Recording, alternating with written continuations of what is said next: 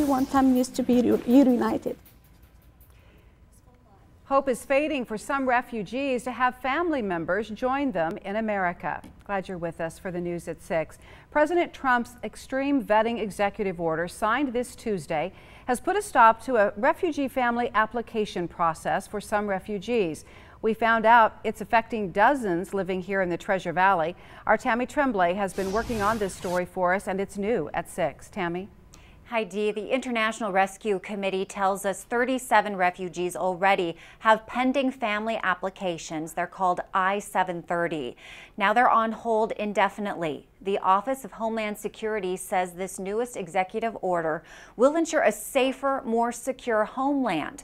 The refugees we spoke with tell me what it's doing for them is tearing families apart.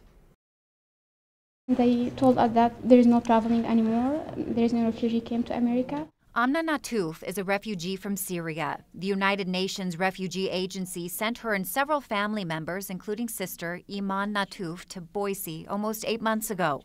They begged for a different place because they would have to leave other relatives behind. Just change the country. We did not want to come here if we will have to suffer.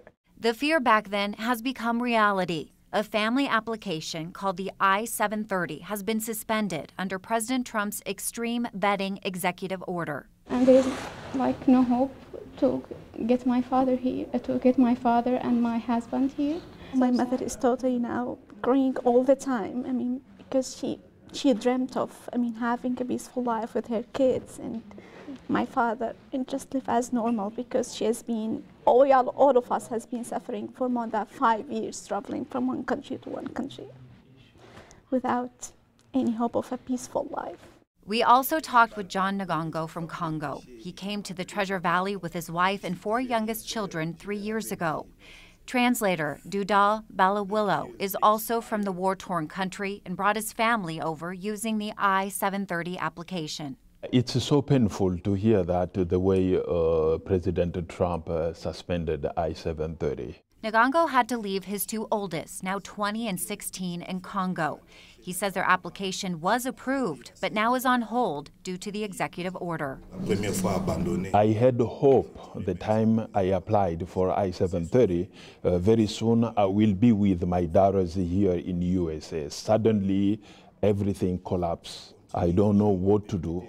He has to tell his daughters they can't come to America and be with their family. We're talking, your closest loved ones in your life, your spouse and your children, and to have uncertainty around whether they can be with you is tremendously difficult to absorb. Julianne Donnelly-Zuhl is the executive director of the International Rescue Committee. Something that is very troubling to us at the IRC, and we hope to the community at large, is that this is just kind of one in a series of steps to erode the ability for very vulnerable people to come to the U.S. She says refugees need help, and the vetting process was already extensive.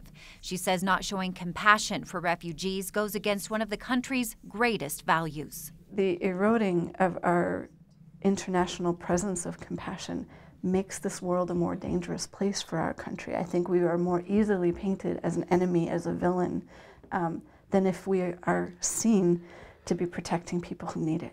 We're just humans like all of the humans. We just want to live with our families, have a stable life, normal life. Just study, have ourselves like anyone has a peaceful life. The hope for the refugees we talked with and the International Rescue Committee is that President Trump will reconsider the extreme vetting executive order, or it will be blocked by a federal judge. That has happened 3 times when it comes to recent travel bans. Indeed, this does include all refugees. Just here in Boise, the 37 refugees we talked about, they come from 9 different countries. Well, I think there's so many unanswered questions too. I know you and I, we've all tried to do a little more, research on this, and there's just so many unknowns concerning how they'll be affected. So I know you'll stay on top of that for us, Tammy. Thank you.